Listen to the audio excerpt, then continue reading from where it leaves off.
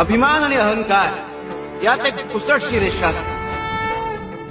माणूस न कळतपणे कधी ती रेषा ओलांडून अभिमानाकडून अहंकाराकडे जातोय त्याचं त्यालाही कळत. अरे नारळाचं झाड जेवढं उंच होतं तेवढंच ते वाकलेलं असत, नम्र असत.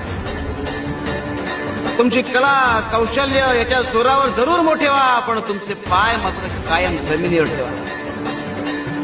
कारण हवेत गेला की त्या उंचीवरून सगळे छोटे वाटू लागतात. शिव हरी शंकर नमामि शंकर शिवशंकर शंभो, हे गिरिजापती भवानी शंकर शिवशंकर शंभो. अभिमान आणि अहंकार यात एक पुसटशी रेषा असते. माणूस न कळतपणे कधी ती रेषा ओलांडून अभिमानाकडून अहंकाराकडे जातोय त्याचं त्यालाही कळत. अरे नारळाचं झाड जेवढं उंच होतं